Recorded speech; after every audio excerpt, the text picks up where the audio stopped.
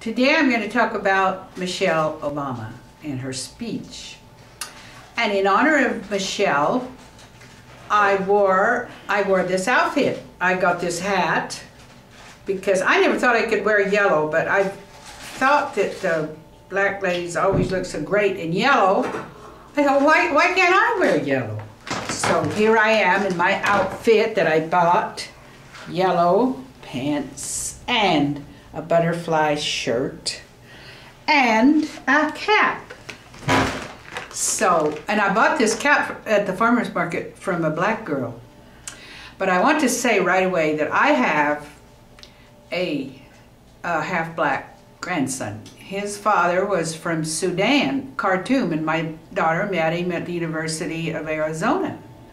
And I tended this little child until he went to first grade. Well, pass through, dog.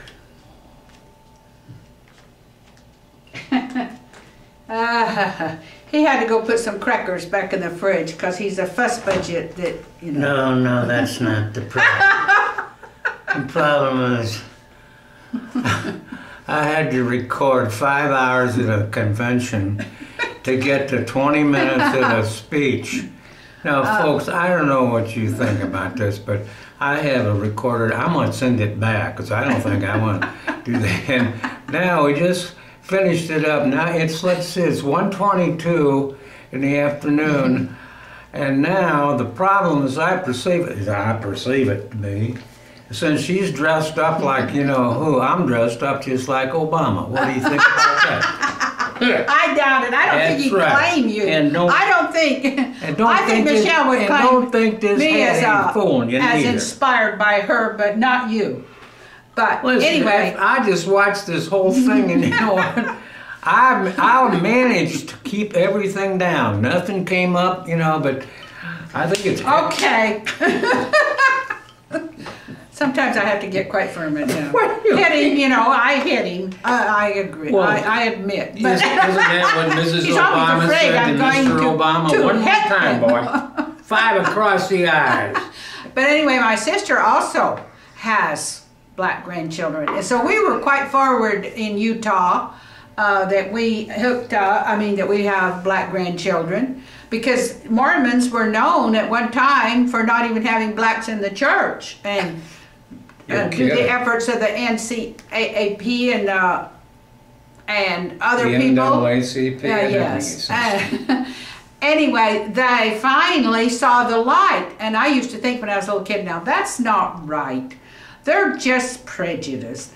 And you know, the founder, and he was getting out of a big problem of including blacks into. So anyway, my grandson, I have to tell you, my grandson was just a treasure to me to work with and to tend. Now this is the one. Yeah, Jamal. You don't know him, but he's the smartest little kid. I met him a couple times. But he was the smartest little kid. He was Mexican, Polynesian. I didn't know. Well, people used to ask me all the time, "What is he? Is he Puerto Rican? Is he Greek? Is he?"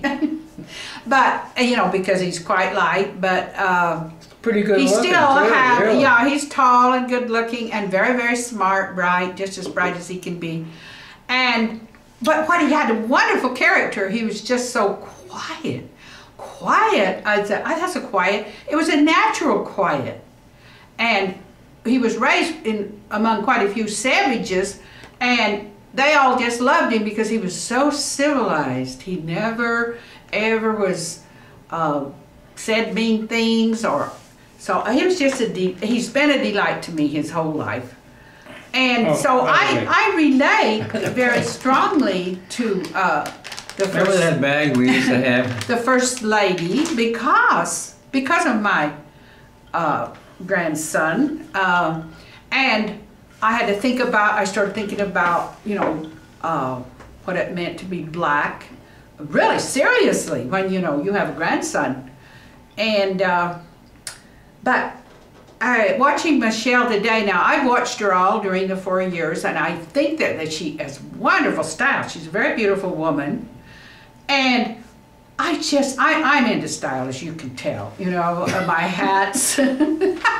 So I just love this First Lady because every time you saw her, she had a different, striking, very stylish outfit. Well, some people think that she went a little too far, that she was always so stylish. But I just think some women just can't even go out unless they look, they're just naturally very, very stylish. That's true. And some men are the same way. I know when I go out in public wearing this, guys are going to go, "Hey, yes, cowboy, what's up there, yes, boy?" He's colorful. I didn't buy this hat. I haven't even bought this shirt. This one has been dressing me ever since she's known me. Yeah, see, I'm not even sure I used to, you know, bought. I could have been a dresser as a career, because I would see people around me and I'd think, oh, I'd take them down to the store and help them buy the most beautiful dress. Yes. And then when I got Wait a minute, the problem is... He allowed me to dress him. Yes. So he would wear anything I brought to him. In fact, I brought the worst old hat I've ever seen, and he loves it. He thinks it's great. So, gosh.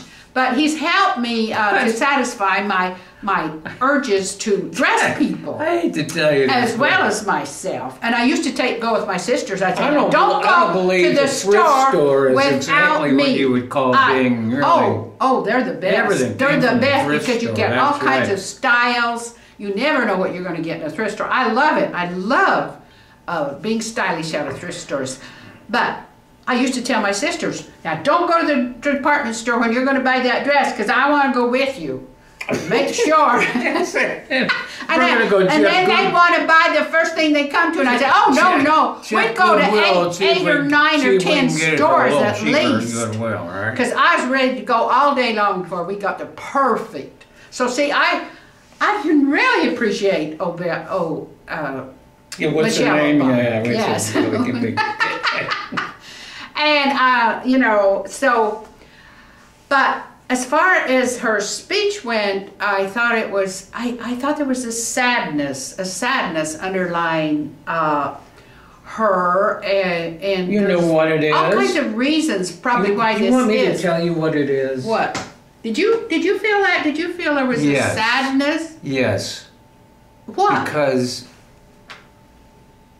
there has been a problem in this country for a couple hundred years. It's called...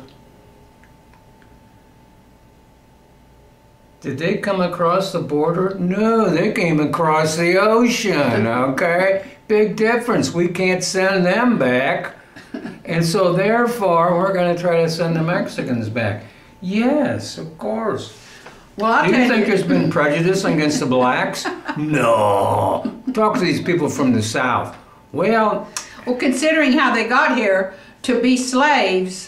I didn't say that word. No, I know. I did not say I know, that. but I'm just saying, you know, there's a sadness, like waiting for a blow, or, you know, it's, I think that as many blows as they've received and of how difficult it's been for them to get equality. And so I feel pretty satisfied to think that Barack Obama and Michelle Obama have been, I think, quite outstanding president and first lady. Yes, well, I really do. I think they've done great as a representative of you know, the first black American president, and I think that way, somehow or another, there was something in us that really wanted to prove to the rest of the world we are a melting pot. We can elect a black president. I think basically, this is the way I look at it. Prove to the rest of the industrialized, civilized societies that we are finally becoming civilized. Yeah, we are overly industrialized, we are overly militarized, and we've got too many capitalists trying to squeeze what's left out of our democracy. Now, I have nothing against the Republicans. I have nothing against the Democrats. It's those independents I don't like. Those are the guys. Take up your mind, will you? I mean, you're either in or out, right? But anyway, I thought that President Obama took the opportunity to become our president, and he's done the best he can with the Democratic platform with what he's been expected to uphold in the Democratic Party, and I think the Democratic Party limited him, limited what he could do with their own platform and what they chose to support. And I'm a pro-life. I was a Democrat for many years, but when I realized that I was a pro-life Democrat. I was not a pro-choice Democrat.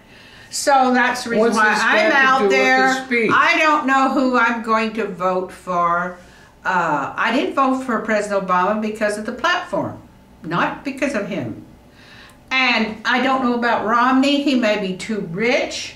He is too rich. Utah doesn't have a lot of rich people. To me, I never knew any really, really rich people in Utah. They were all pioneers that crossed the plains, and they were a lot of farmers, and they were just common, ordinary people.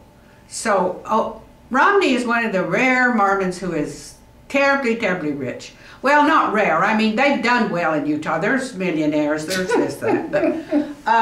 But I don't know. He may be too rich. He may be corrupt some way. He may not be trusted. Because from what Michelle said today, they came from very humble beginnings. So did I. I would expect. I did. And I had to pay half my way through college, folks. Yeah, I had to work the other halfway through. But I didn't get any. I lucked out. My parents ponied up the other half of the money. And he was an only child. An only child. But my dad paid for my college. But I worked for my room and board. I worked for my room and board in high school. Yes, but this is my video. You're supposed to make your own videos and make your own point. You're not supposed to take my video away from me, and so that's why I interrupt him. He has his own format, and I keep quiet and let him make his point.